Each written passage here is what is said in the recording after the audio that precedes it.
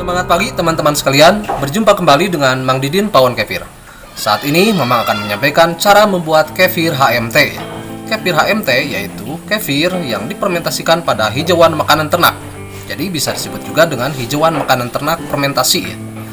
Jadi pemanfaatan kefir tidak hanya sebatas dunia kesehatan manusia saja, tetapi bisa dimanfaatkan untuk dunia peternakan. Di antaranya Mamang akan memanfaatkannya untuk peternakan kambing perah ya. Jadi untuk pakan kambing perah itu bisa diawetkan dengan kefir whey. Jadi si pakannya dicopor dulu, kemudian dipadatkan di dalam drum, kemudian disiram di atasnya dengan seliter kefir whey. Selain kefir whey, bisa juga dengan kefir pitobiotik ya. Cara membuat kefir pitobiotik sendiri sudah Mamang share di playlist Tani Ternak yang berjudul Cara Membuat Kefir Pitobiotik ya. Yaitu antibiotik alami untuk meningkatkan kesehatan dan produktivitas ternak. Baiklah teman-teman sekalian, kita simak saja bagaimana cara pembuatannya sebagai berikut. Sekarang kita akan mulai untuk mencoper hijauannya ya. Nah ini teman-teman sekalian, pertama sekali kita hidupkan dulu mesin choppernya. Ini mesin chop rumput. Mamang beli ada dua chop rumputnya, itu ada yang diesel dengan solar, ada yang dengan bensin, dan memang lebih senang menggunakan yang bensin ini. Lebih kecil ukurannya, tetapi kecepatannya lebih tinggi. Dan juga hasil choppernya itu sedang, jadi tidak terlalu kecil dan tidak terlalu panjang ya. Nah, tujuan untuk menchopper hijauan ini, jadi nanti supaya ketika dipadatkan di dalam drum itu bisa menjadi lebih padat. Sementara kalau tidak dicopper dulu pasti sulit untuk membadatkannya itu, dan nanti bisa saja malah menjadi busuk ya hijauan makanan ternaknya itu. Nah, kalau teman-teman misalkan tidak menggunakan mesin chopper, sebetulnya bisa saja dengan menggunakan golok ya, dicincang-cincang, tetapi jelas akan sangat lama dan cukup melelahkan tentunya kalau dalam jumlah banyak ya. Nah, ini memang percepat saja videonya bagaimana menchopper hijauan makanan ternak. Dan ini kebetulan yang memang buat dari daun pohon surian ya. Jadi dari daun surian sama daun sobsi. Jadi dua jenis daun yang kebetulan ada pemangkasan atau pruning sebanyak kurang lebih ada 6 ikat lah barusan ya. Kalau daun-daunan kayu seperti ini itu biasanya kadar airnya rendah ya, jadi cukup kering sehingga tidak usah dilayukan terlebih dahulu. Nah, kalau rumput-rumputan biasanya kadar airnya tinggi, apalagi seperti rumput gajah misalkan ya, itu sebaiknya dilayukan dulu.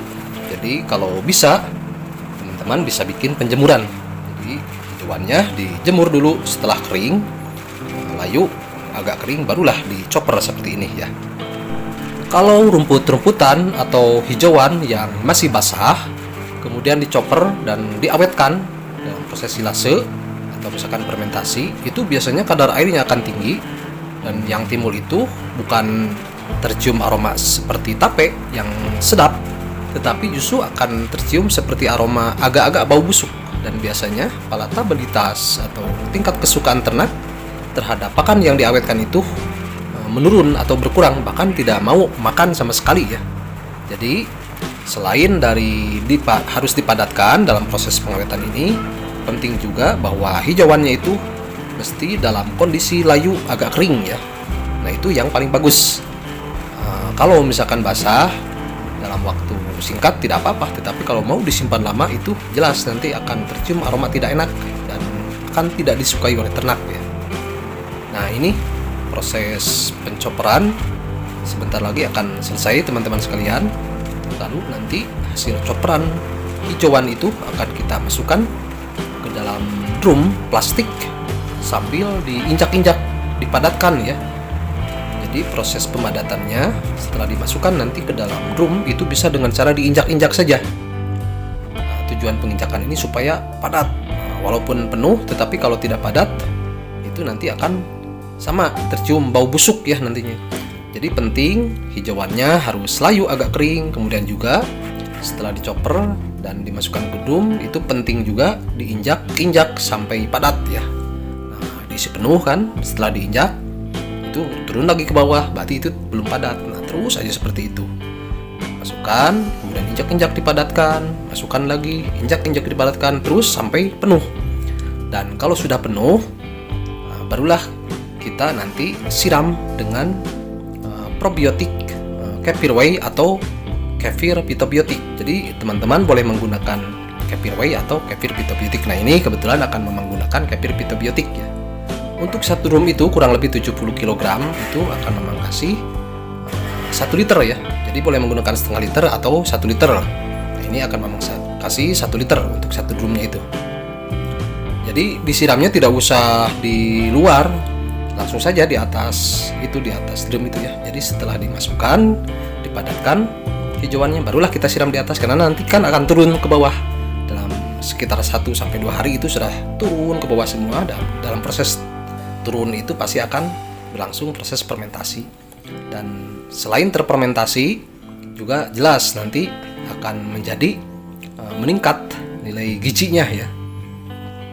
Setelah disiram dengan kefir whey atau kefir pitobiotik, kemudian ditutup rapat ya, lapisi dulu dengan plastik, kemudian dengan penutup drum, injak-injak supaya kuat ya, kemudian kita simpan. Nah, itu bisa tahan cukup lama. Kalau memang sendiri tidak nyetok lama-lama sih, paling hanya untuk 1 minggu ya, karena kapasitas anak-anak juga nyambitnya terbatas kan. Nah, begitulah teman-teman sekalian, bagaimana cara membuat kefir HMT atau hijauan makanan ternak yang difermentasi dengan kefir whey atau kefir pitobiotik. Mudah-mudahan saja bisa bermanfaat untuk teman-teman yang membutuhkannya. Nah, ini contohnya yang baru 3 hari ya. 3 hari pun sudah bisa dikasihkan ke ternak ya. Jadi minimal sekali 3 hari itu sudah tercium aroma tape dan sudah bisa dikasihkan ke ternak. Nampak masih segar. Kalau belum dibuat diawetkan seperti ini, pasti 3 hari itu sudah busuk biasanya rumput kalau ditumpuk.